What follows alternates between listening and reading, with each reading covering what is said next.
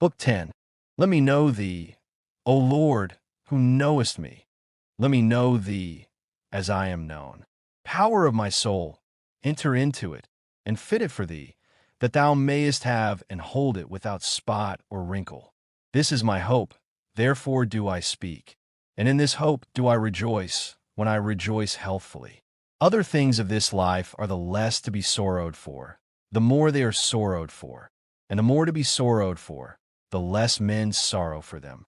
For behold, thou lovest the truth, and he that doth it cometh to the light. This would I do in my heart before thee in confession, and in my writing before many witnesses. And from thee, O Lord, unto whose eyes the abyss of man's conscience is naked, what could be hidden in me, though I would not confess it? For I should hide thee from me, not me from thee. But now, for that my groaning is witness, that I am displeased with myself, thou shinest out, and art pleasing and beloved and longed for, that I may be ashamed of myself, and renounce myself, and choose thee, and neither please thee nor myself, but in thee.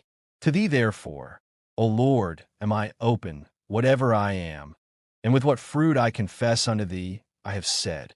Nor do I it with words and sounds of the flesh, but with the words of my soul, and the cry of the thought which thy ear knoweth. For when I am evil, then to confess to thee is nothing else than to be displeased with myself. But when holy, nothing else than not to ascribe it to myself. Because thou, O Lord, blessest the godly, but first thou justifieth him when ungodly. My confession then, O my God, in thy sight, is made silently, and not silently. For in sound it is silent, in affection it cries aloud. For neither do I utter anything right unto men, which thou hast not before heard from me, nor dost thou hear any such thing from me, which thou hast not first said unto me. What then have I to do with men, that they should hear my confessions, as if they could heal all my infirmities, a race curious to know the lives of others, slothful to amend their own? Why seek they to hear from me what I am, who will not hear from thee what themselves are?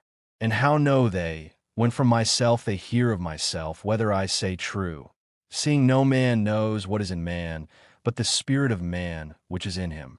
But if they hear from thee of themselves, they cannot say, The Lord leeth. For what is it to hear from thee of themselves, but to know themselves? And who knoweth and saith, It is false, unless himself leeth. But because charity believeth all things, that is, among those whom knitting unto itself it mocketh one, I also, O Lord, will in such wise confess unto thee, that men may hear, to whom I cannot demonstrate whether I confess truly. Yet they believe me, whose ears charity openeth unto me. But do thou, my inmost physician, make plain unto me what fruit I may reap by doing it. For the confessions of my past sins, which thou hast forgiven and covered, that thou mightest bless me in thee, changing my soul by faith and thy sacrament, when read and heard, stir up the heart, that it sleep not in despair, and say, I cannot, but awake in the love of thy mercy and the sweetness of thy grace, whereby whoso is weak is strong, when by it he became conscious of his own weakness.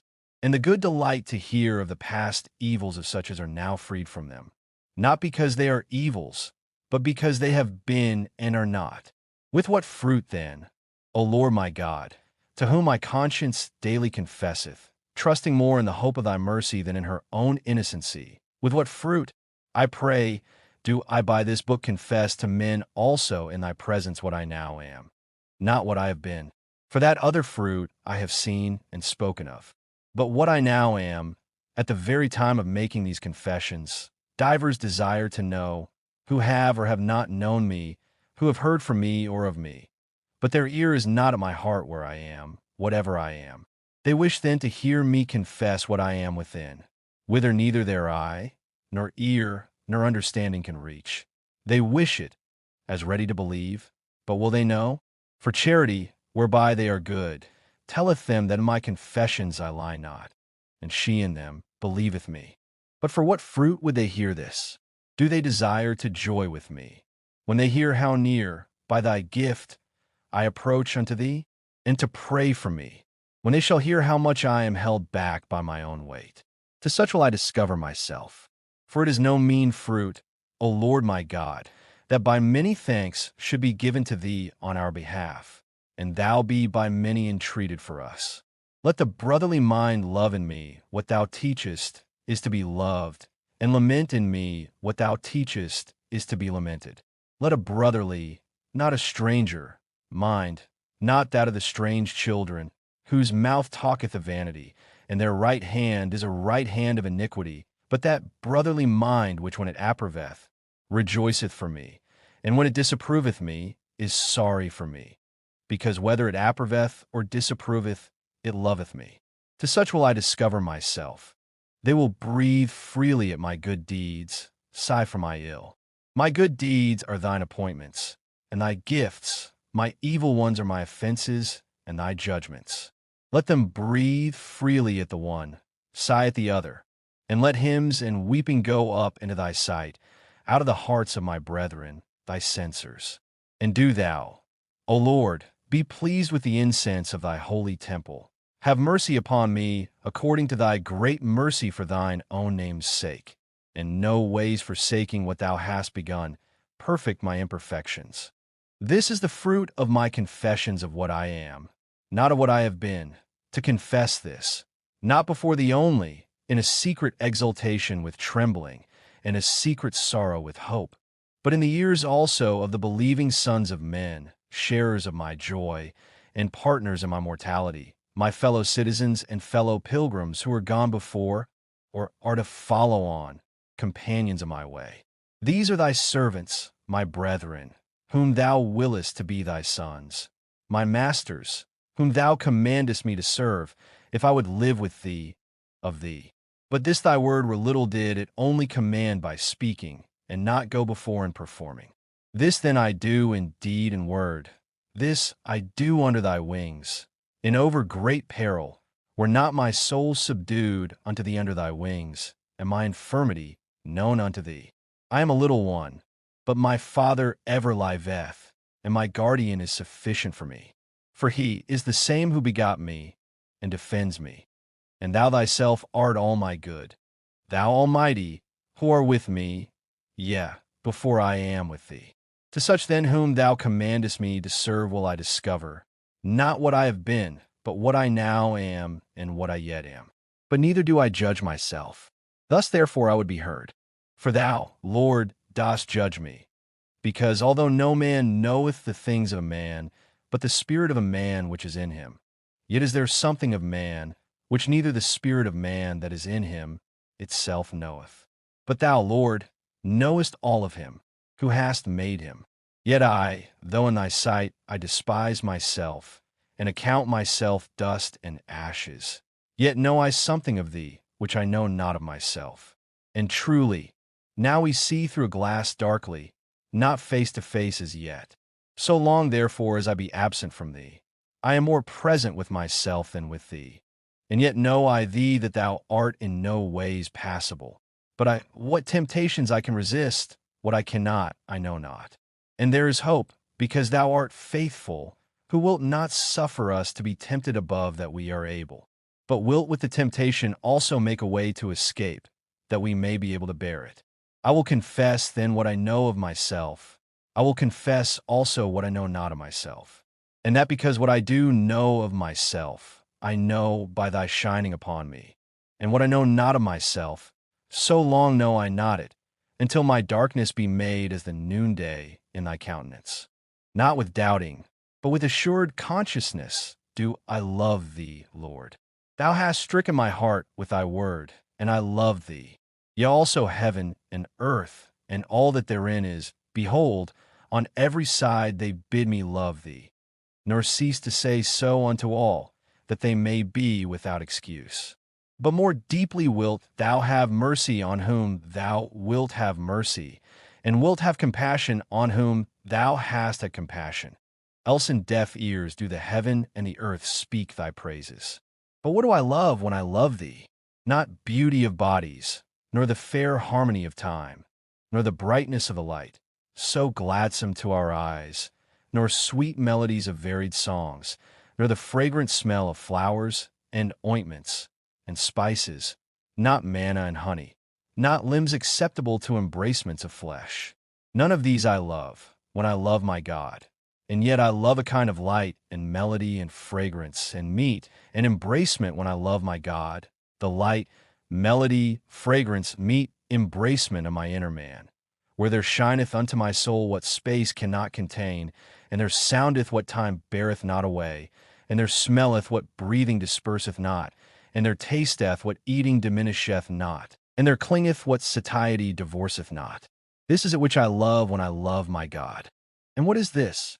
I asked the earth, and it answered me, I am not he, and whatsoever are in it confess the same. I asked the sea and the deeps, and the living creeping things, and they answered, We are not thy God, seek above us. I asked the moving air, and the whole air with his inhabitants answered, Anaximenes was deceived, I am not God. I asked the heavens, sun, moon, stars, nor say they, Are we the God whom thou seekest? And I replied, Unto all the things which encompass the door of my flesh. Ye have told me of my God, that ye are not he. Tell me something of him. And they cried out with a loud voice, He made us. My questioning them was my thoughts on them, and a form of beauty gave the answer. And I turned myself unto myself, and said to myself, Who art thou? And I answered, A man. And behold, in me there present themselves to me soul and body, one without, the other within. By which of these ought I to seek my God? I had sought him in the body from earth to heaven, so far as I could send messengers, the beams of mine eyes. But the better is the inner, for to it, as presiding and judging, all the bodily messengers reported the answers of heaven and earth, and all things therein, who said, We are not God, but he made us. These things did my inner man know by the ministry of the outer. I the inner knew them, I the mind through the senses of my body. I asked the whole frame of the world about my God, and it answered me, I am not he, but he made me. Is not this corporeal figure apparent to all whose senses are perfect? Why then speaks it not the same to all? Animals small and great see it, but they cannot ask it, because no reason is set over their senses to judge on what they report. But men can ask, so that the invisible things of God are clearly seen, being understood by the things that are made. But by love of them, they are made subject unto them, and subjects cannot judge.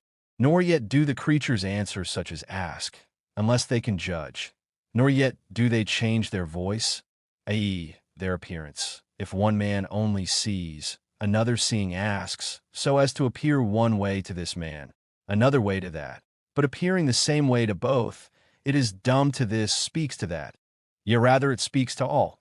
But they only understand who compare its voice received from without with the truth within. For truth saith unto me, Neither heaven, nor earth, nor any other body is thy God. This, their very nature saith to him that seeth them. They are a mass. A mass is less in a part thereof than in the whole. Now to thee I speak, O my soul, thou art my better part. For thou quickenest the mass of my body, giving it life, which no body can give to a body, but thy God is even unto thee the life of thy life. What then do I love when I love my God? Who is he above the head of my soul? By my very soul will I ascend to him. I will pass beyond that power whereby I am united to my body, and fill its whole frame with life. Nor can I by that power find my God. For so horse and mule that have no understanding might find him, seeing it is the same power whereby even their bodies live. But another power there is, not that only whereby I animate, but that too whereby I imbue with sense my flesh, which the Lord hath framed for me, commanding the eye not to hear, and the ear not to see, but the eye, that through it I should see, and the ear, that through it I should hear, and to the other senses severally, what is to each their own peculiar seats and offices, which, being divers, I the one mind, do through them enact. I will pass beyond this power of mine also, for this also have the horse and mule, for they also perceive through the body. I will pass then beyond this power of my nature also, rising by degrees unto him who made me. And I come to the fields and spacious palaces of my memory, where the treasures of innumerable images, brought into it from things of all sorts perceived by the senses. There is stored up whatsoever besides we think, either by enlarging or diminishing, or any other way varying those things which the sense hath come to, and whatever else hath been committed and laid up, which forgetfulness hath not yet swallowed up and buried. When I enter there, I require what I will to be brought forth, and something instantly comes. Others must be longer sought after, which are fetched, as it were, out of some inner receptacle. Others rush out in troops, and while one thing is desired and required, they start forth, as who should say, "Is it perchance I?"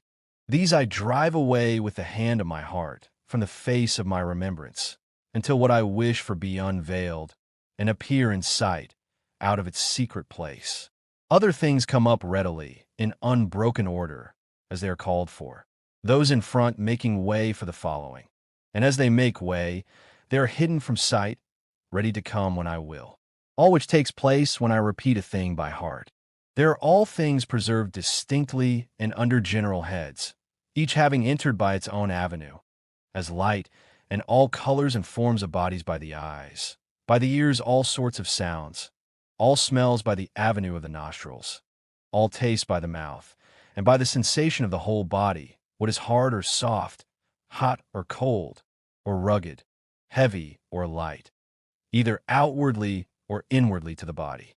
All these doth that great harbor of the memory receive in her numberless secret and inexpressible windings, to be forthcoming and brought out at need, each entering in by his own gate, and they're laid up. Nor yet do the things themselves enter in. Only the images of the things perceived are there in readiness, for thought to recall. Which images, how they are formed, who can tell, though it doth plainly appear by which sense each hath been brought in and stored up? For even while I dwell in darkness and silence, in my memory I can produce colors, if I will, and discern betwixt black and white, and what others I will. Nor yet do sounds break in and disturb the image drawn in by my eyes, which I am reviewing, though they also are there, lying dormant, and laid up, as it were, apart. For these two I call for, and forthwith they appear. And though my tongue be still, and my throat mute, so can I sing as much as I will. Nor do those images of colors, which notwithstanding be there, intrude themselves and interrupt, when another store is called for, which flowed in by the ears. So the other things, piled in and up by the other senses, I recall in my pleasure. These things do I within, in that vast core of my memory. For there are present with me, heaven, earth, sea, and whatever I could think on therein, besides what I have forgotten. There also meet I with myself, and recall myself, and when, where, and what I have done, and under what feelings. There be all which I remember, either on my own experience or others' credit. Out of the same store do I myself with the past continually combine fresh and fresh likenesses of things which I have experienced, or from what I have experienced, have believed, and thence again infer future actions, events, and hopes, and all these again I reflect on as present.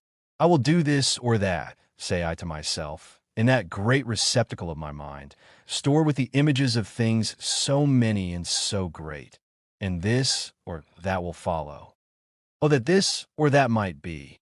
God avert this or that. So speak I to myself. And when I speak, the images of all I speak of are present, out of the same treasury of memory. Nor would I speak of any thereof, were the images wanting. Great is this force of memory, excessive great. O my God, a large and boundless chamber, who ever sounded the bottom thereof? Yet is this a power of mine, and belongs unto my nature, nor do I myself comprehend all that I am. Therefore is the mind too strait to contain itself. And where should that be, which it containeth not of itself? Is it without it, and not within? How then doth it not comprehend itself? A wonderful admiration surprises me. Amazement seizes me upon this. And men go abroad to admire the heights of mountains, the mighty billows of the sea, the broad tides of rivers, the compass of the ocean, and the circuits of the stars, and pass themselves by, nor wonder that when I spake of all these things, I did not see them with mine eyes, yet could not have spoken of them, unless I then actually saw the mountains, billows, rivers, stars which I had seen, and that ocean which I believed to be, inwardly in my memory, and that, with the same vast spaces between, as if I saw them abroad. Yet did not I, by seeing, draw them into myself, when with mine eyes I beheld them. Nor are they themselves with me, but their images only. And I know by what sense of the body each was impressed upon me. Yet not these alone does the unmeasurable capacity of my memory retain. Here also is all, learned of the liberal sciences, and as yet unforgotten, removed as it were to some inner place, which is yet no place. Nor are they the images thereof, but the things themselves.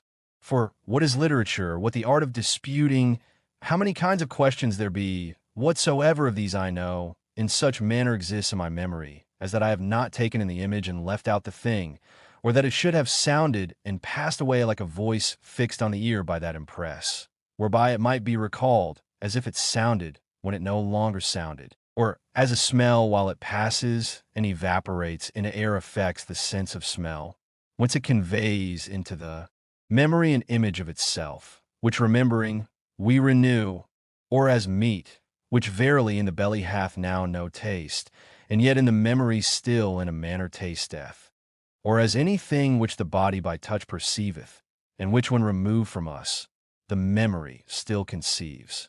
For those things are not transmitted into the memory, but their images only are with an admirable swiftness caught up and stored as it were in wondrous cabinets, and thence wonderfully by the act of remembering brought forth. But now when I hear that there be 3 kinds of questions, whether the thing be, what is, of what kind it is, I do indeed hold the images of the sounds of which those words be composed, and that those sounds with a noise pass through the air, and now are not. But the things themselves which are signified by those sounds, I never reached with any sense of my body, nor ever discern them otherwise than in my mind. Yet in my memory have I laid up not their images, but themselves, which how they entered into me. Let them say if they can, for I have gone over all the avenues of my flesh, but cannot find by which they entered. For the eyes say, if those images were colored, we reported of them. The ears say, if they sound, we gave knowledge of them. The nostrils say, if they smell, they pass by us. The taste says, unless they have a savor, ask me not. The touch says, if it have not size, I handled it not. If I handled it not, I gave no notice of it. Whence and how entered these things into my memory? I know not how, for when I learned them, I gave not credit to another man's mind, but recognized them in mine, and approving them for true, I commended them to it, laying them up as it were, whence I might bring them forth when I willed. In my heart then they were, even before I learned them, but in my memory they were not. Where then, or wherefore, when they were spoken, did I acknowledge them, and said, so is it, it is true, unless that they were already in the memory, but so thrown back and buried as it were in deeper recesses, that had not the suggestion of another drawn them forth, I had perchance been unable to conceive of them. Wherefore we find that to learn these things whereof we imbibe not the images by our senses, but perceive within by themselves, without images as they are, is nothing else but by conception to receive, and by marking to take heed that those things which the memory did before contain at random and unarranged, be laid up at hand as it were in that same memory, where before they lay unknown, scattered and neglected, and so readily occur to the mind familiarized to them.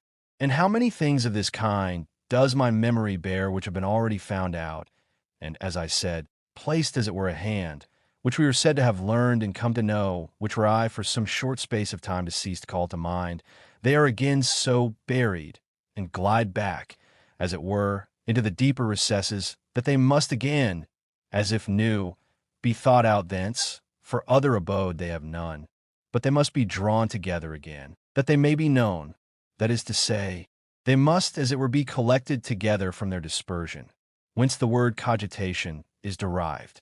For cogo, collect, and cogito, recollect, have the same relation to each other as ago and agito, facio and factito.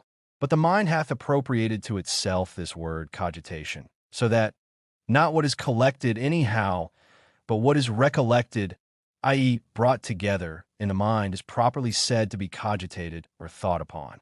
The memory containeth also reasons and laws innumerable of numbers and dimensions, none of which hath any bodily sense impressed, seeing they have neither color, nor sound, nor taste, nor smell, nor touch.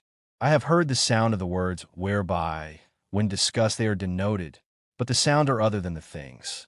For the sounds are other in Greek than in Latin, but the things are neither Greek, nor Latin, nor any other language.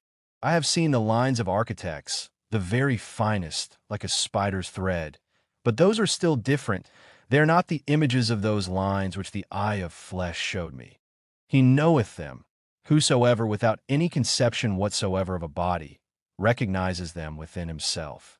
I have perceived also the numbers of the things with which we number all the senses of my body, but those numbers wherewith we number are different, nor are they the images of these, and therefore they indeed are. Let him who seeth them not deride me for saying these things, and I will pity him while he derides me. All these things I remember, and how I learnt them I remember. Many things also most falsely objected against them have I heard, and remember, which though they be false, yet is it not false that I remember them. And I remember also that I have discerned betwixt those truths and these falsehoods objected to them.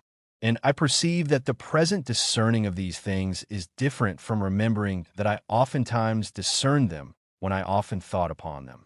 I both remember then to have often understood these things, and what I now discern and understand, I lay up in my memory, that hereafter I may remember that I understand it now.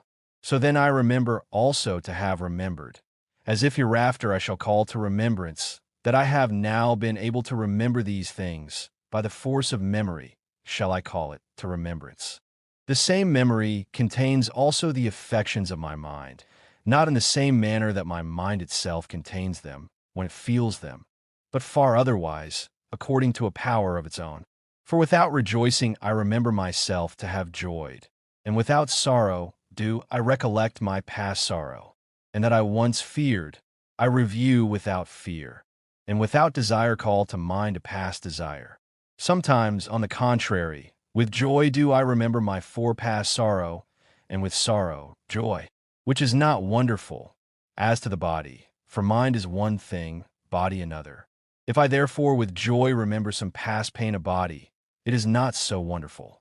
But now seeing this very memory itself is mind, for when we give a thing in charge, to be kept in memory, we say, see that you keep it in mind, and when we forget, we say, it did not come to my mind, and it slipped out of my mind, calling the memory itself the mind. This being so, how is it that when with joy I remember my past sorrow, the mind hath joy, the memory hath sorrow? The mind upon the joyfulness which is in it is joyful, yet the memory upon the sadness which is in it is not.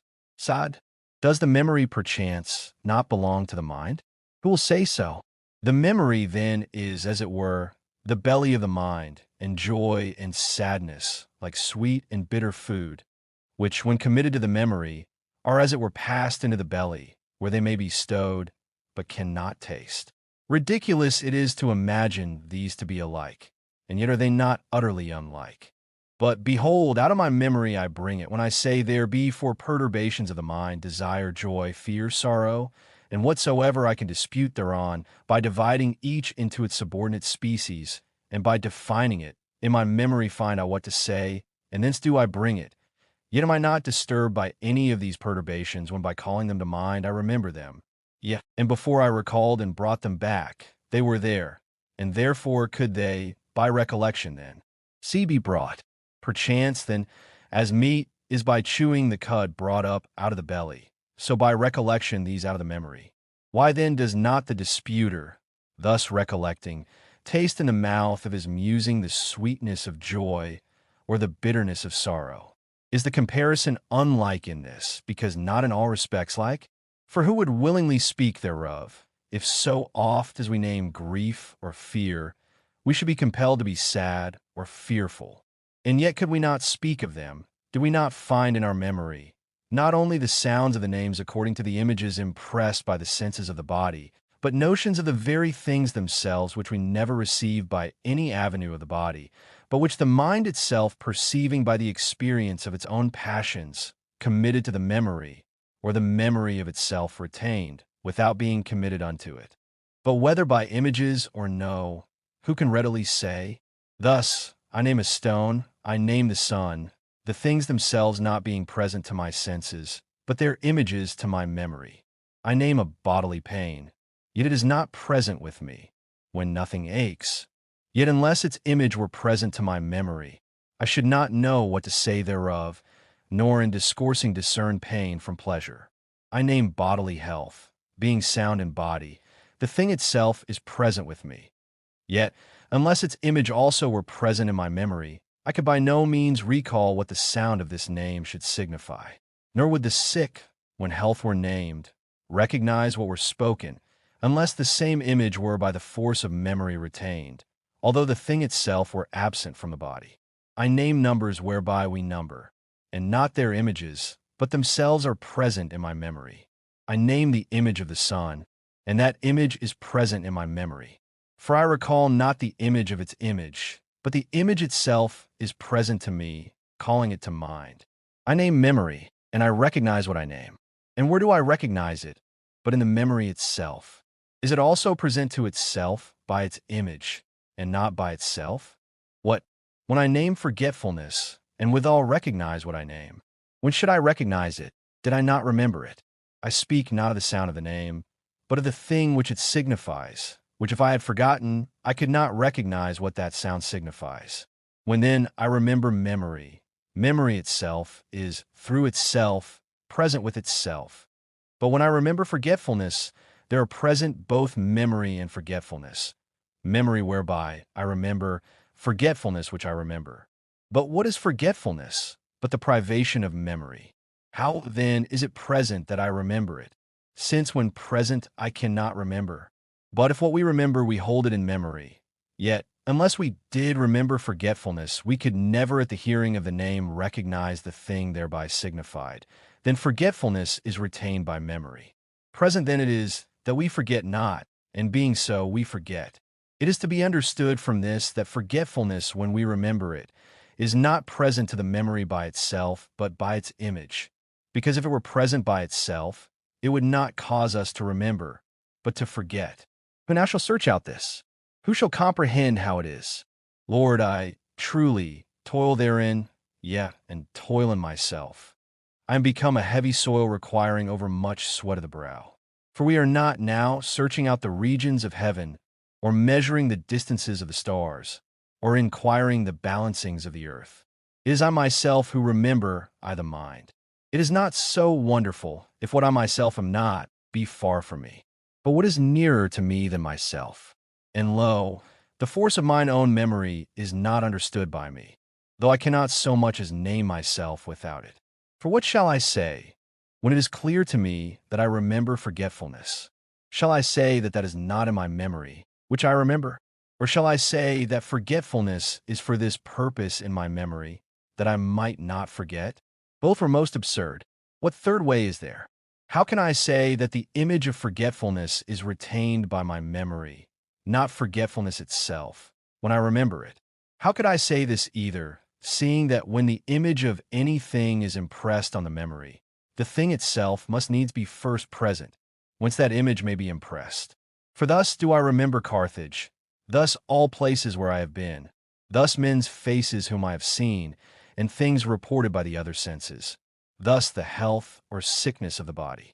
For when these things were present, my memory received from them images, which being present with me, I might look on and bring back in my mind, when I remembered them in their absence.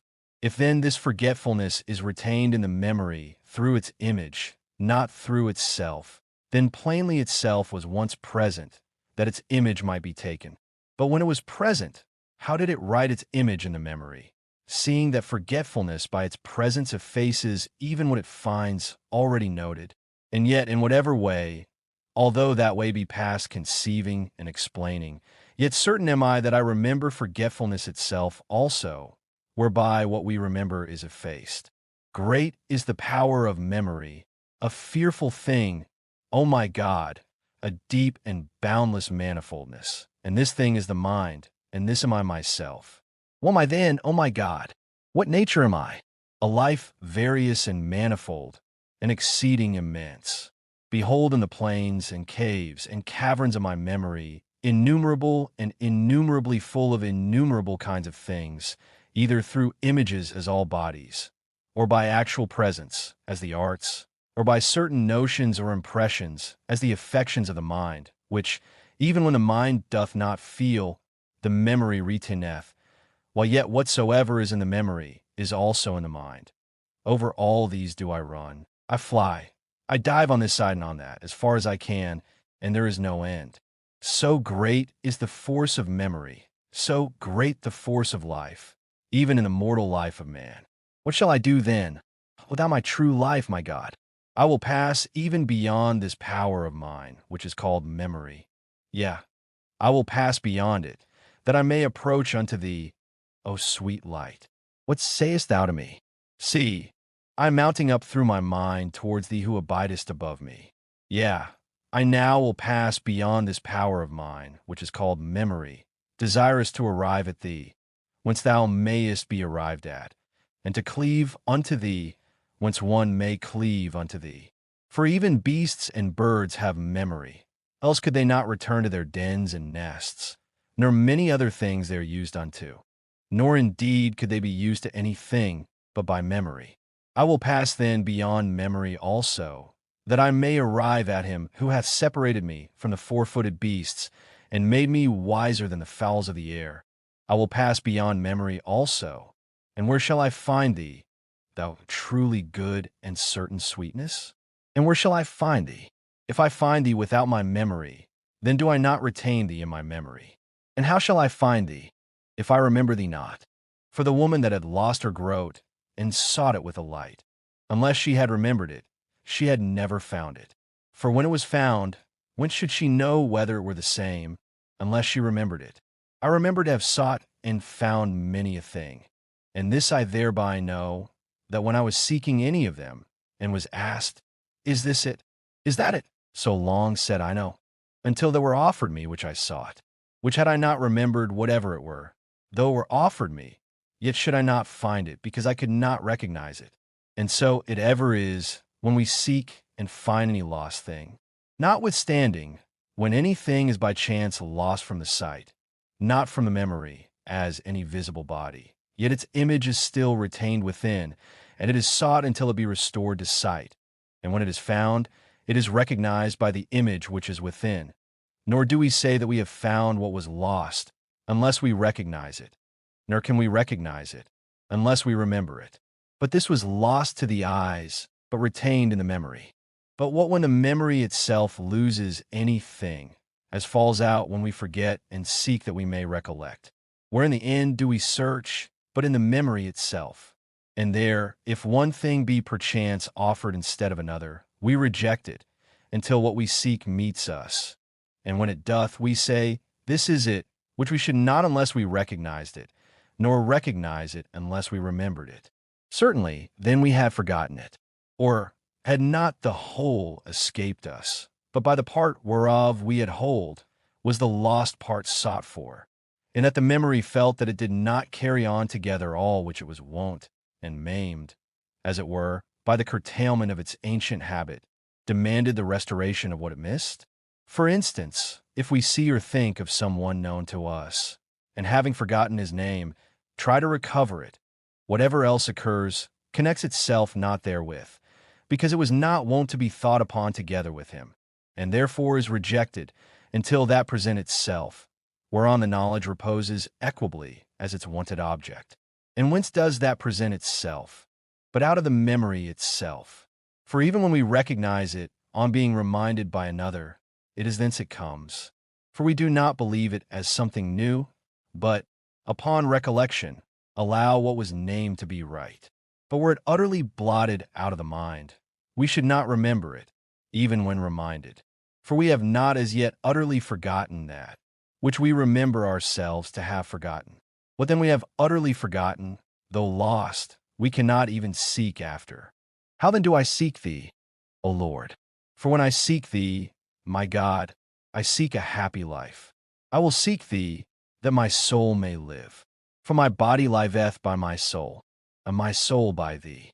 How then do I seek a happy life, seeing I have it not, until I can say where I ought to say it, it is enough? How seek I it? By remembrance, as though I had forgotten it, remembering that I had forgotten it, or desiring to learn it as a thing unknown, either never having known or so forgotten it, as not even to remember that I had forgotten it? Is not a happy life what all will, and no one altogether wills it not? Or have they known it, that they so will it? Or seen it, that they so love it? Truly we have it, how I know not. Yeah, there is another way, wherein when one hath it, then is he happy, and there are who are blessed in hope.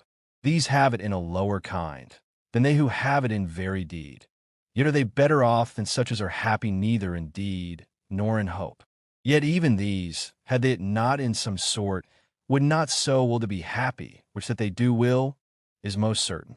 They have known it then, I know not how, and so have it by some sort of knowledge, what I know not, and am perplexed whether it be in the memory, which if it be, then we have been happy once, whether all severally, or in that man who first sinned, in whom also we all died, and from whom we are all born with misery, I now inquire not, but only whether the happy life be in the memory. For neither should we love it, did we not know it. We hear the name, and we all confess that we desire the thing, for we are not delighted with the mere sound. For when a Greek hears it in Latin, he is not delighted, not knowing what is spoken, but we Latins are delighted, as would he too, if he heard it in Greek, because the thing itself is neither Greek nor Latin, which Greeks and Latins, and men of all other tongues, long for so earnestly. Known therefore it is to all, for they with one voice be asked, would they be happy, they would answer without doubt, they would. And this could not be, unless the thing itself, whereof it is the name, were retained in their memory. But is it so, as one remembers Carthage who hath seen it? No, for a happy life is not seen with the eye, because it is not a body. As we remember numbers, then? No, for these, he that hath in his knowledge seeks not further to attain unto, but a happy life we have in our knowledge, and therefore love it, and yet still desire to attain it, that we may be happy. As we remember eloquence, then?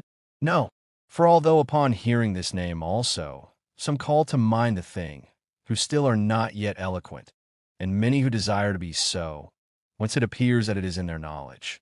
Yet these have by their bodily senses observed others to be eloquent, and been delighted, and desire to be the like, though indeed they would not be delighted but for some inward knowledge thereof, nor wish to be the like, unless they were thus delighted. Whereas a happy life we do by no bodily sense experience in others. As then we remember joy, perchance, for my joy I remember, even when sad, as a happy life, when unhappy. Nor did I ever with bodily sense see, hear, smell, taste, or touch my joy, but I experienced it in my mind, when I rejoiced, and the knowledge of it clave to my memory, so that I can recall it with disgust sometimes, at others with longing, according to the nature of the things, wherein I remember myself to have joyed. For even from foul things have I been immersed in a sort of joy, which now recalling, I detest and execrate. Otherwhiles in good and honest things, which I recall with longing, although perchance no longer present, and therefore with sadness I recall former joy. Where then and when did I experience my happy life, that I should remember and love and long for it? Nor is it I alone, or some few besides, but we all would fain be happy, which, unless by some certain knowledge we knew, we should not with so certain a will desire. But how is this, that if two men be asked whether they would go to the wars, one, perchance, would answer that he would, the other, that he would not. But if they were asked whether they would be happy, both would instantly, without any doubting, say they would, and for no other reason would the one go to the wars, and the other not, but to be happy. Is it perchance that, as one looks for his joy in this thing, another in that, all agree in their desire of being happy, as they would, if they were asked, that they wish to have joy, and this joy they call a happy life? Although then one obtains this joy by one means, another by another, all have one end which they strive to attain, namely joy, which being a thing which all must say they have experienced, it is therefore found in the memory, and recognized whenever the name of a happy life is mentioned. Far be it, Lord, far be it from the heart of thy servant who here confesseth unto thee.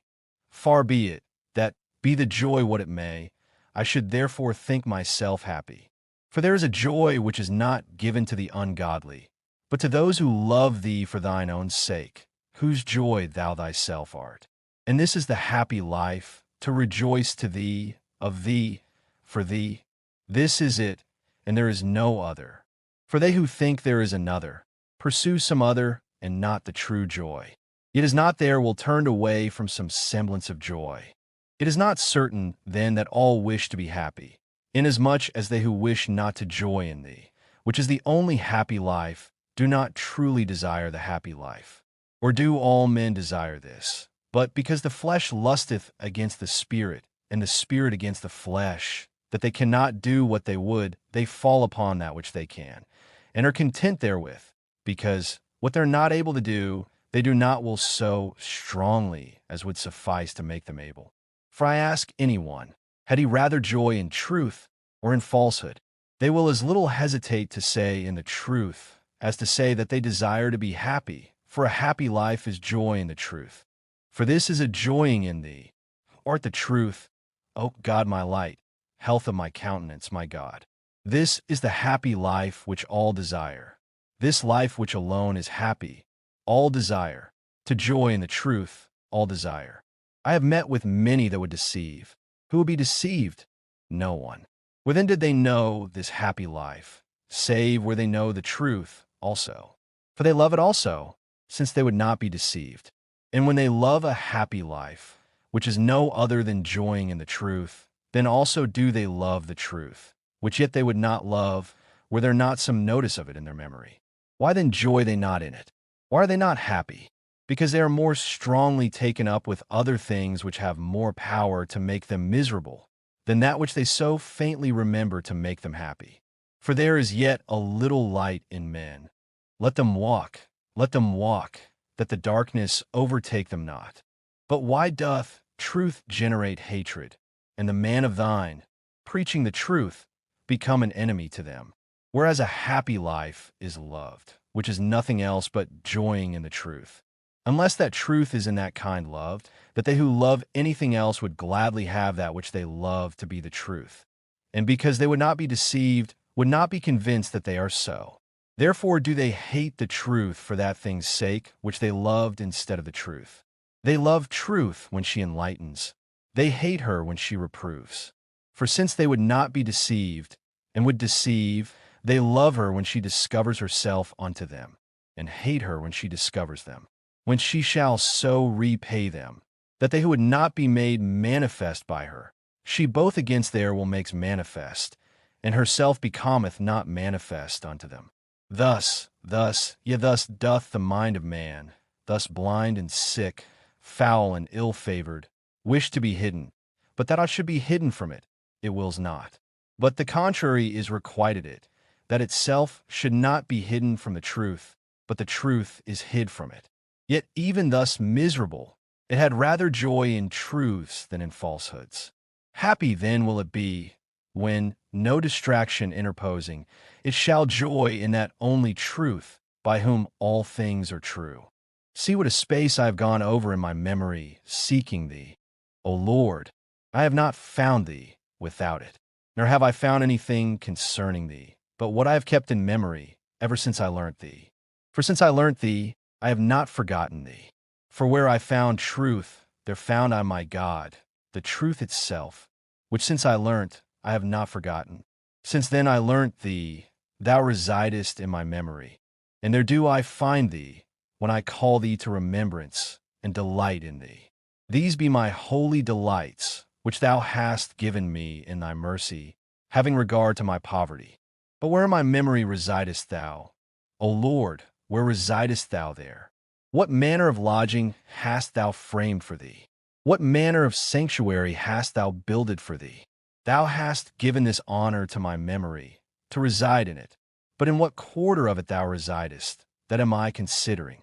For in thinking on thee, I pass beyond such parts of it as the beasts also have, For I found thee not there among the images of corporeal things. And I came to those parts to which I committed the affections of my mind, nor found thee there. And I entered into the very seat of my mind, which it hath in my memory, inasmuch as the mind remembers itself also, neither wert thou there.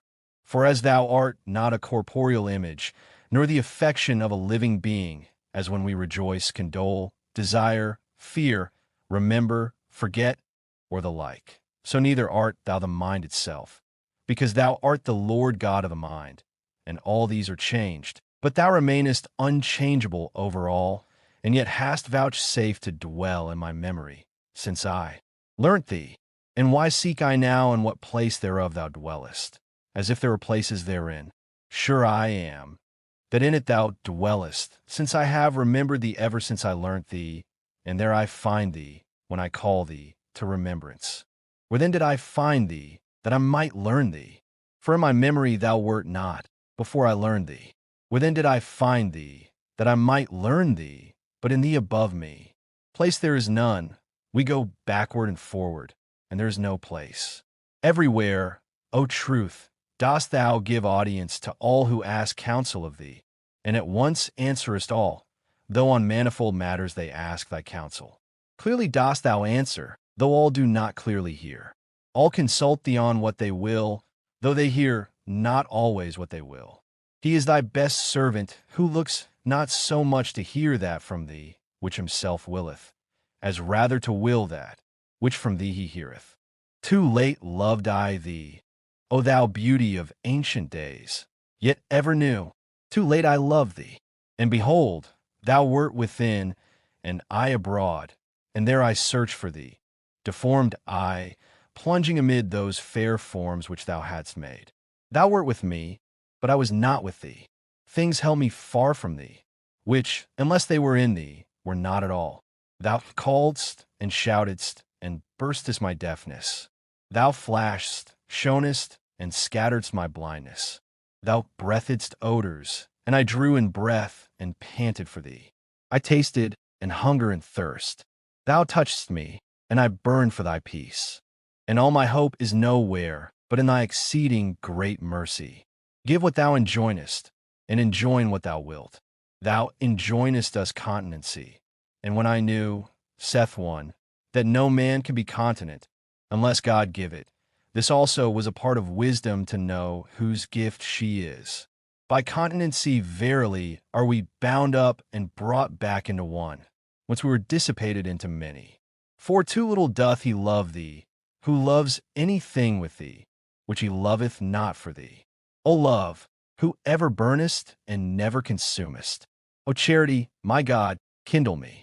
Thou enjoinest continency. Give me what thou enjoinest, and enjoin what thou wilt.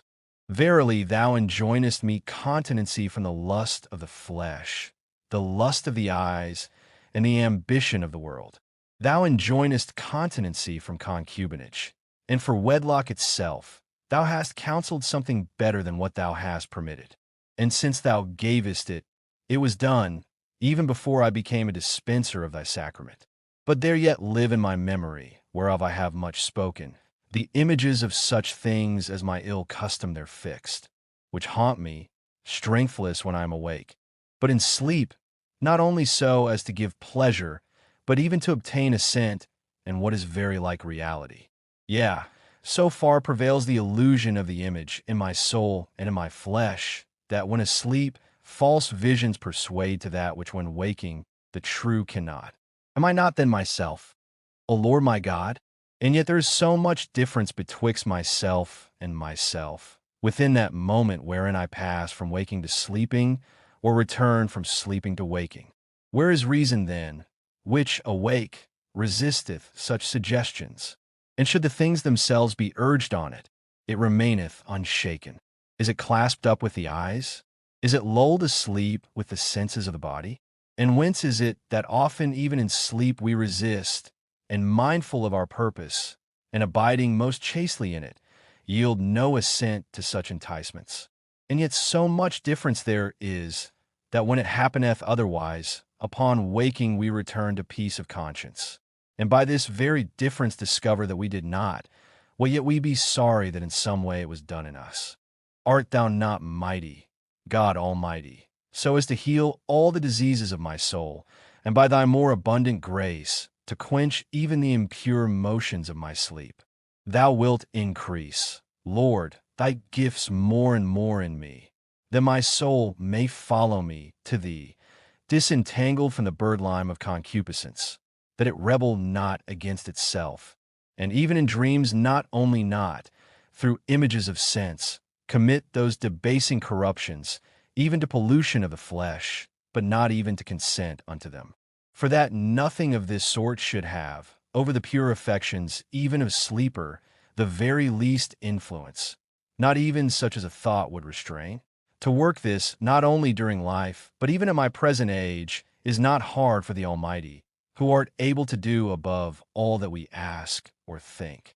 But what I yet am in this kind of my evil, have I confessed unto my good Lord, rejoicing with trembling in that which thou hast given me, and bemoaning that wherein I am still imperfect, hoping that thou wilt perfect thy mercies in me, even to perfect peace, which my outward and inward man shall have with thee, when death shall be swallowed up in victory.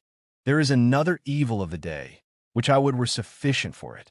For by eating and drinking we repair the daily decays of our body, until thou destroy both belly and meat, when thou shalt slay my emptiness with a wonderful fullness, and clothe this incorruptible with an eternal incorruption.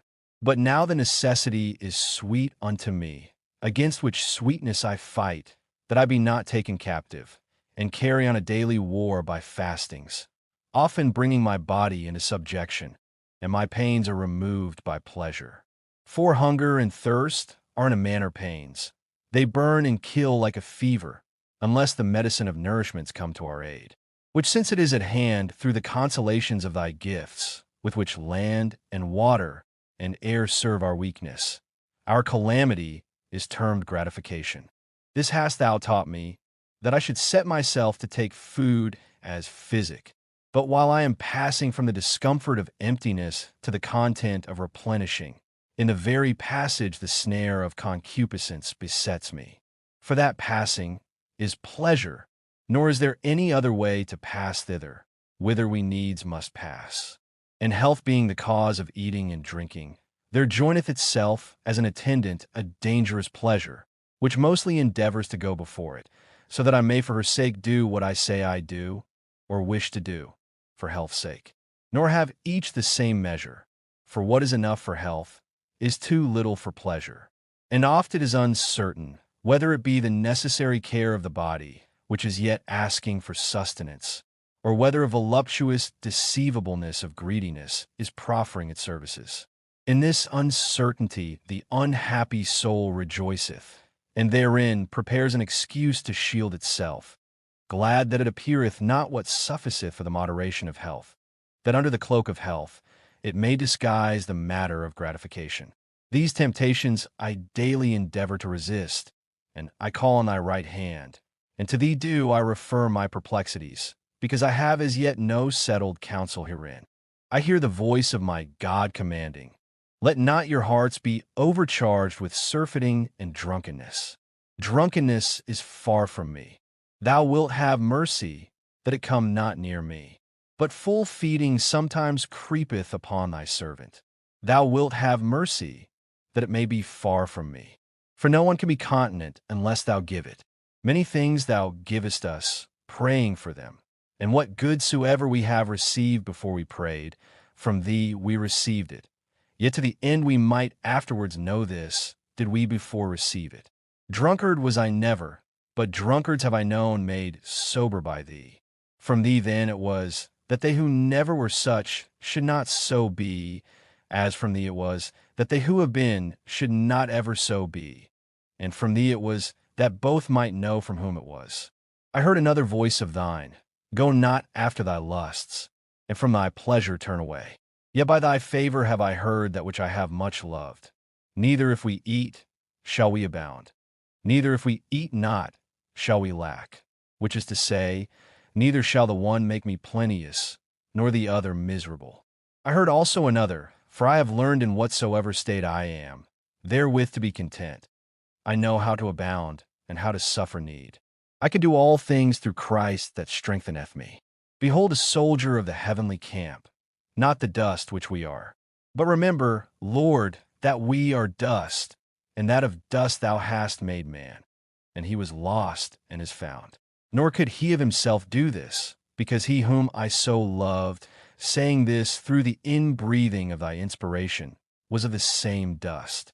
I can do all things, saith he, through him that strengtheneth me. Strengthen me that I can. Give what thou enjoinest, and enjoin what thou wilt. He confesses to have received, and when he glorieth, in the Lord he glorieth. Another have I heard begging that he might receive. Take from me, saith he, the desires of the belly, whence it appeareth, O my holy God, that thou givest, when that is done which thou commandest to be done. Thou hast taught me, good Father, that to the pure all things are pure, but that it is evil unto the man that eateth with offense, and that every creature of thine is good, and nothing to be refused, which is received with thanksgiving, and that meat commendeth us not to God, and that no man should judge us in meat or drink, and that he which eateth, let him not despise him that eateth not, and let not him that eateth not judge him that eateth. These things have I learned. Thanks be to thee, praise to thee, my God, my Master, knocking in my ears, enlightening my heart. Deliver me out of all temptation. I fear not uncleanness of meat, but the uncleanness of lusting. I know that Noah was permitted to eat all kind of flesh that was good for food, that Elijah was fed with flesh, that endued with an admirable abstinence, was not polluted by feeding on living creatures, locusts. I know also that Esau was deceived by lusting for lentils, and that David blamed himself for desiring a draught of water, and that our king was tempted not concerning flesh, but bread. And therefore the people in the wilderness also deserve to be reproved, not for desiring flesh, but because in the desire of food they murmured against the Lord. Placed then amid these temptations, I strive daily against concupiscence in eating and drinking. For it is not of such nature that I can settle on cutting it off once for all, and never touching it afterward, as I could of concubinage. The bridle of the throat then is to be held attempered between slackness and stiffness. And who is he, O Lord, who is not somewhat transported beyond the limits of necessity? Whoever he is a great one. Let him make thy name great. But I am not such, for I am a sinful man. Yet do I too magnify thy name.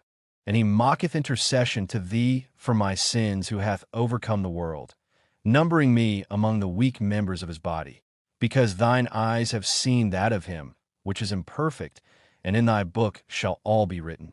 With the allurements of smells, I am not much concerned. When absent, I do not miss them. When present, I do not refuse them, yet ever ready to be without them. So I seem to myself, perchance I am deceived. For that also is a mournful darkness whereby my abilities within me are hidden from me, so that my mind, making inquiry into herself of her own powers, ventures not readily to believe herself, because even what is in it is mostly hidden, unless experience reveal it.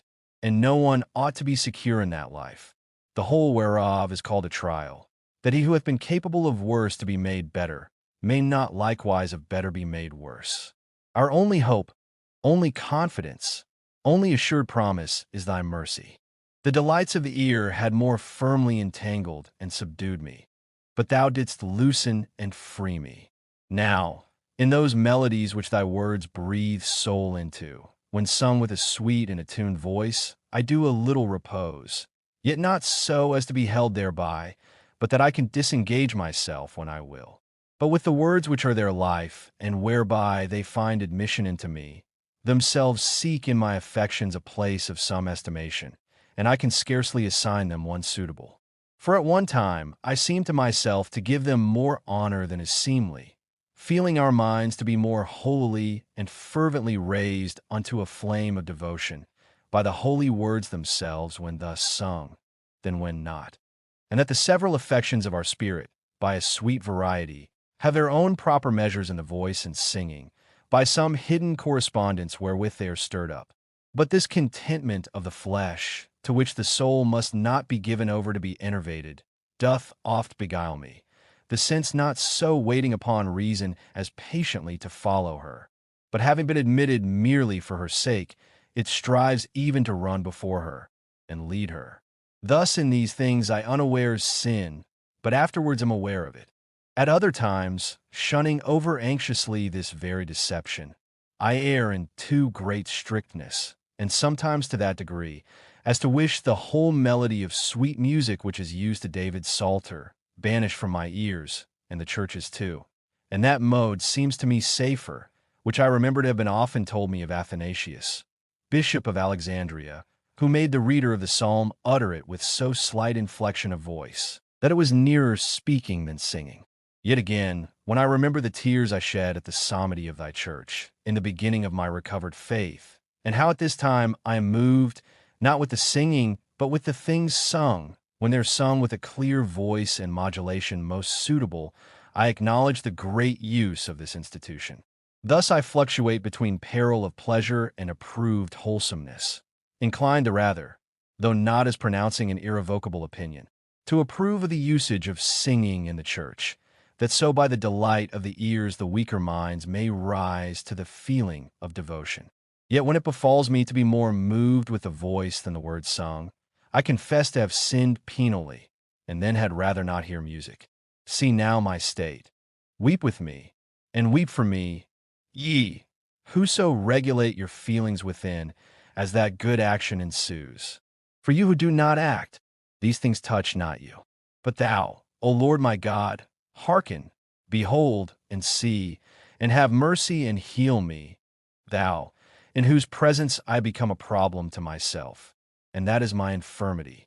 There remains the pleasure of these eyes of my flesh, on which to make my confessions in the hearing of the ears of thy temple, those brotherly and devout ears, and so to conclude the temptations of the lust of the flesh, which yet assail me, groaning earnestly, and desiring to be clothed upon with my house from heaven. The eyes love fair and varied forms, and bright and soft colors. Let not these occupy my soul. Let God rather occupy it, who made these things very good indeed. Yet is he my good, not they. And these affect me, waking the whole day, nor is any rest given me from them, as there is from musical, sometimes in silence, from all voices. For this queen of colors, the light, bathing all which we behold, wherever I am through the day, gliding by me in varied forms, soothes me when engaged on other things and not observing it. And so strongly doth it entwine itself, that if it be suddenly withdrawn, it is with longing sought for, and if absent long, saddeneth the mind. O thou light, which Tobias saw, when, these eyes closed, he taught his son the way of life, and himself went before with the feet of charity, never swerving. Or which Isaac saw, when his fleshly eyes being heavy and closed by old age, it was vouchsafed him, not knowingly, to bless his sons, but by blessing to know them.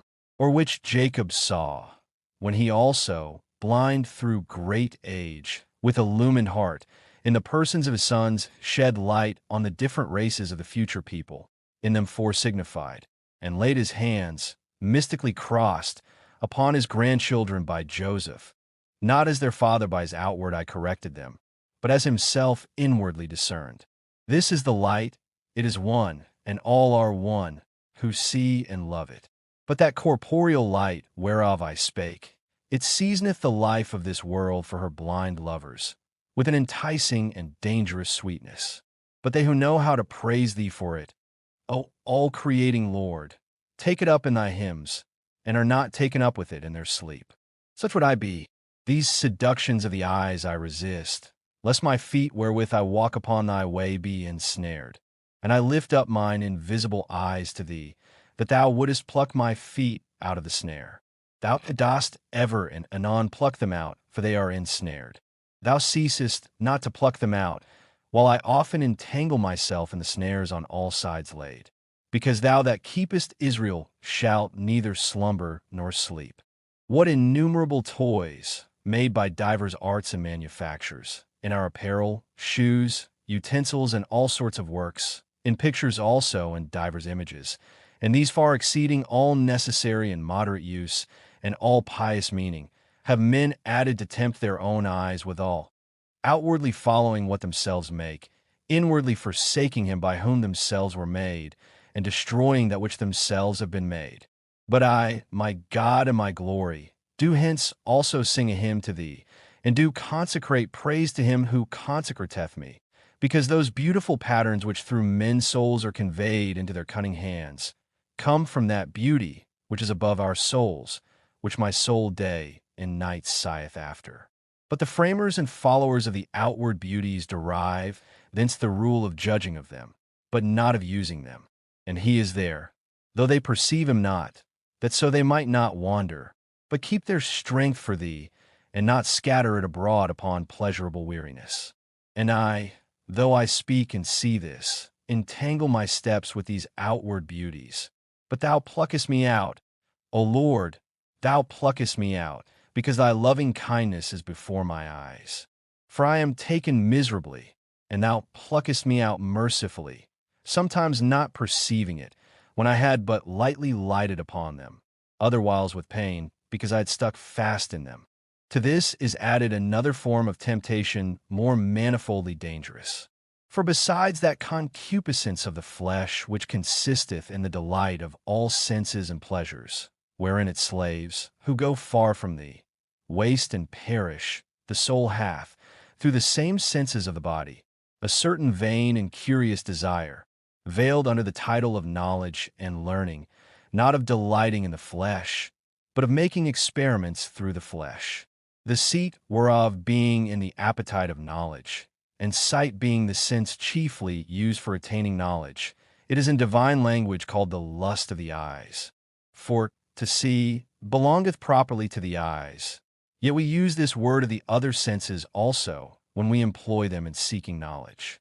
For we do not say, hark how it flashes, or smell how it glows, or taste how it shines, or feel how it gleams. For all these are said to be seen. And yet we say not only, see how it shineth, which the eyes alone can perceive, but also, see how it soundeth, see how it smelleth, see how it tasteth, see how hard it is. And so the general experience of the senses, as was said, is called the lust of the eyes, because the office of seeing, wherein the eyes hold the prerogative, the other senses by way of similitude take to themselves, when they make search after any knowledge. But by this may more evidently be discerned, wherein pleasure and wherein curiosity is the object of the senses. For pleasure seeketh objects beautiful, melodious, fragrant, savory, soft, but curiosity, for trial's sake, the contrary as well, not for the sake of suffering annoyance, but out of the lust of making trial and knowing them. For what pleasure hath it, to see in a mangled carcass what will make you shudder? And yet if it be lying near, they flock thither, to be made sad, and to turn pale. Even in sleep they are afraid to see it, as if when awake, any one forced them to see it, or any report of its beauty drew them thither. Thus also in the other senses which were long to go through. From this disease of curiosity are all those strange sights exhibited in the theater. Hence men go on to search out the hidden powers of nature, which is besides our end, which to know profits not, and wherein men desire nothing but to know. Hence also, if with that same end of perverted knowledge magical arts be inquired by. Hence also in religion itself, is God tempted, when signs and wonders are demanded of him, not desired for any good end, but merely to make trial of.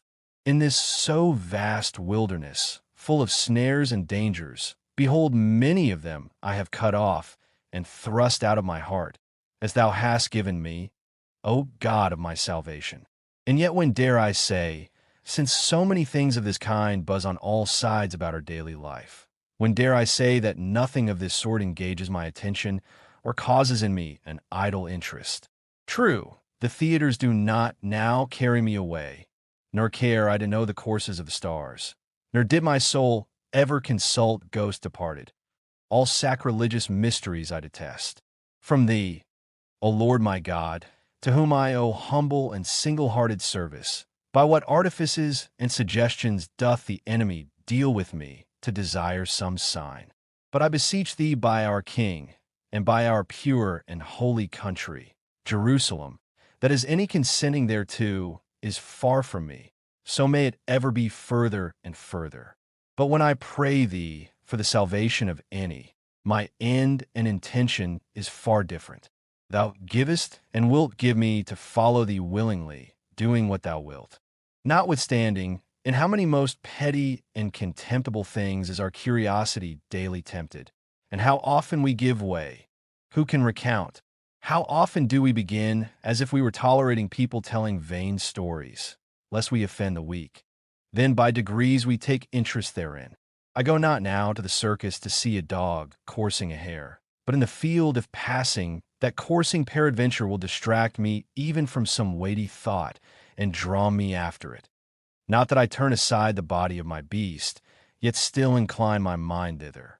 And unless thou, having made me see my infirmity, didst speedily admonish me, either through the sight itself, by some contemplation to rise towards thee, or altogether to despise and pass it by, I dully stand fixed therein. What, when sitting at home, a lizard catching flies, or a spider entangling them rushing in her nets, ofttimes takes my attention. Is the thing different because they are but small creatures? I go on from them to praise thee, the wonderful Creator and Orderer of all. But this does not first draw my attention. It is one thing to rise quickly, another not to fall. And of such things is my life full, and my one hope is thy wonderful great mercy.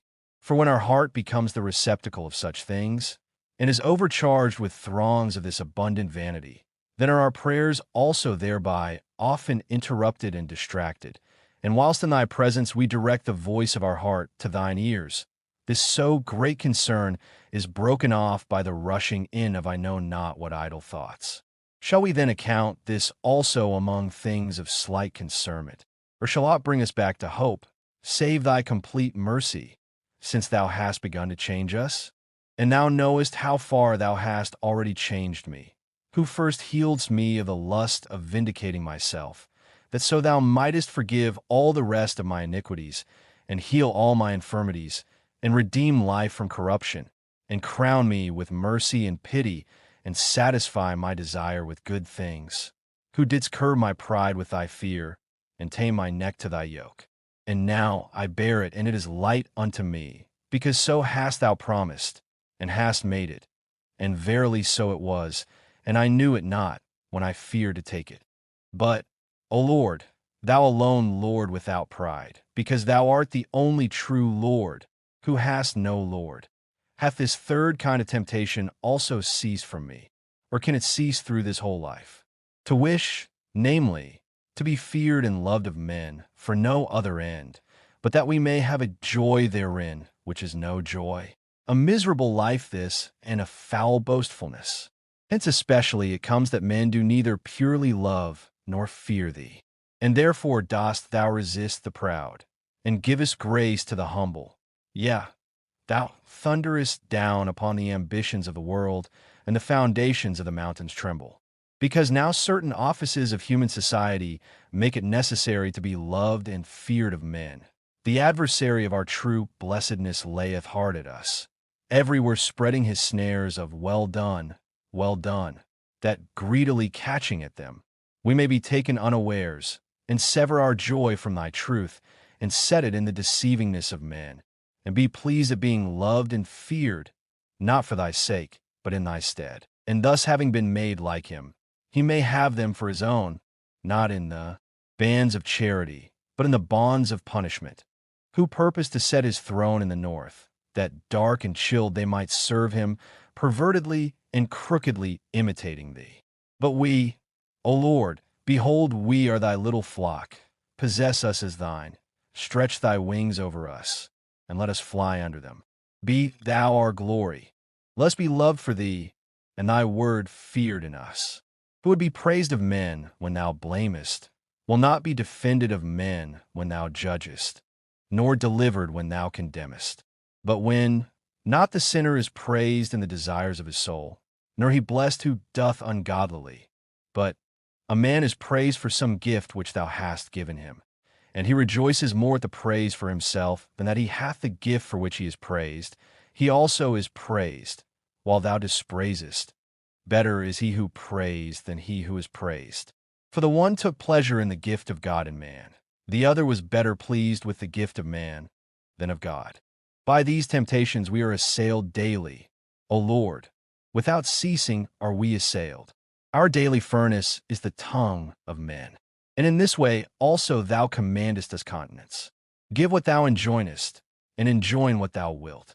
Thou knowest on this matter the groans of my heart, and the floods of mine eyes. For I cannot learn how far I am more cleansed from this plague. And I much fear my secret sins, which thine eyes know, mine do not. For in other kinds of temptations I have some sort of means of examining myself. In this scarce any.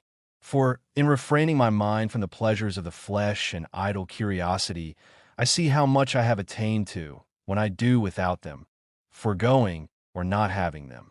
For then I ask myself how much more or less troublesome it is to me not to have them. Then riches which are desired, that they may serve to some one or two or all of the three concupiscences, if the soul cannot discern whether, when it hath them, it despiseth them, they may be cast aside, that so it may prove itself. But to be without praise, and therein essay our powers, must we live ill, yet so abandonedly and atrociously, that no one should know without detesting us? What greater madness can be said or thought of? But if praise useth, and ought to accompany a good life and good works, we ought as little to forego its company as good life itself. Yet I know not whether I can well or ill be without anything, unless it be absent. What then do I confess unto thee in this kind of temptation, O Lord? What, but that I am delighted with praise, but with truth itself, more than with praise? For were it proposed to me, whether I would, being frenzied in error on all things, be praised by all men, or being consistent and most settled in the truth, be blamed by all, I see which I should choose. Yet fain would I that the approbation of another should not even increase my joy for any good in me.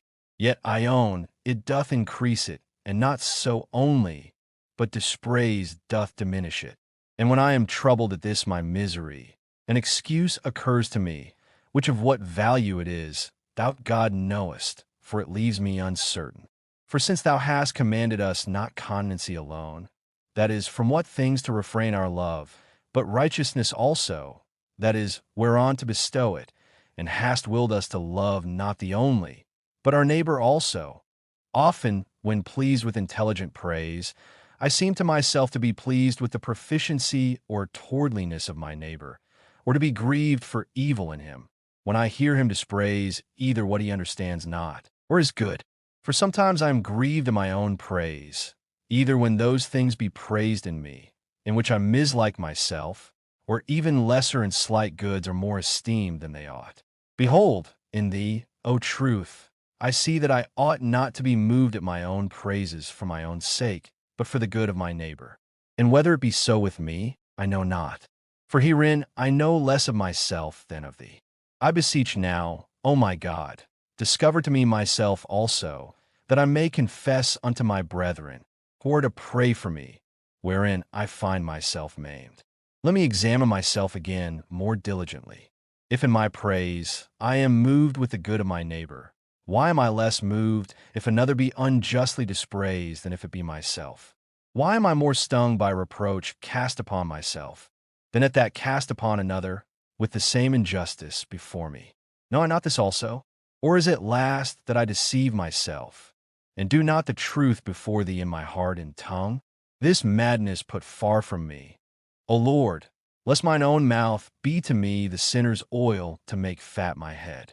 I am poor and needy, yet best, while in hidden groanings I displease myself, and seek thy mercy, until what is lacking in my defective state be renewed and perfected, unto that peace which the eye of the proud knoweth not. Yet the word which cometh out of the mouth, and deeds known to men, bring with them a most dangerous temptation through the love of praise, which to establish a certain excellency of our own, solicits and collects men's suffrages. It tempts, even when it is reproved by myself and myself, on the very ground that it is reproved, and often glories more vainly of the very contempt of vainglory. And so it is no longer contempt of vainglory, whereof it glories, for it doth not contemn when it glorieth. Within also, within is another evil, arising out of a like temptation, whereby men become vain, pleasing themselves in themselves, though they please not, or displease or care not to please others. But pleasing themselves, they much displease thee, not only taking pleasure in things not good, as if good, but in thy good things as though their own, or even if as thine, yet as though for their own merits, or even if as though from thy grace, yet not with brotherly rejoicing, but envying that grace to others.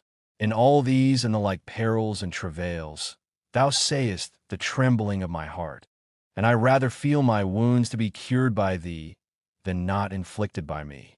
Where hast thou not walked with me, O truth, teaching me what to beware and what to desire, when I refer to thee what I could discover here below, and consulted thee? With my outward senses as I might, I surveyed the world, and observed the life which my body hath from me, and these my senses. Thence entered I the recesses of my memory, those manifold and spacious chambers, wonderfully furnished with innumerable stores. And I considered, and stood aghast, being able to discern nothing of these things without thee, and finding none of them to be thee. Nor was I myself, who found out these things, who went over them all, and labored to distinguish and to value everything according to its dignity, taking some things upon the report of my senses, questioning about others which I felt to be mingled with myself, numbering and distinguishing the reporters themselves, and in the large treasure house of my memory revolving some things, storing up others, drawing out others. Nor yet was I myself when I did this, i.e., that my power whereby I did it. Neither was it thou, for thou art the abiding light, which I consulted concerning all these, whether they were what they were, and how to be valued. And I heard thee directing and commanding me. And this I often do, this delights me, and as far as I may be freed from necessary duties, unto this pleasure have I recourse. Nor in all these which I run over consulting thee can I find any safe place for my soul, but in thee, whither my scattered members may be gathered, and nothing of me depart from thee. And sometimes thou admittest me to an affection very unusual in my inmost soul, rising to a strange sweetness, which if it were perfected in me, I know not what in it would not belong to the life to come. But through my miserable encumbrances I sink down again into these lower things, and am swept back by former custom, and am held, and greatly weep, but am greatly held. So much doth the burden of a bad custom weigh us down. Here I can stay, but would not. There I would, but cannot. Both ways miserable. Thus, then have I considered the sicknesses of my sins in that threefold concupiscence, and have called thy right hand to my help. For with a wounded heart have I beheld thy brightness, and stricken back I said, who can attain thither? I am cast away from the sight of thine eyes. Thou art the truth who presidest over all, but I through my covetousness would not indeed forego thee, but would with thee possess a lie, as no man would in such wise speak falsely, as himself to be ignorant of the truth. So then I lost thee, because thou vouchsafest not to be possessed with a lie. Whom could I find to reconcile me to thee? Was I to have recourse to angels? By what prayers? By what sacraments? Many endeavoring to return unto thee, and of themselves unable, have, as I hear, tried this, and fallen into the desire of curious visions, and been accounted worthy to be deluded.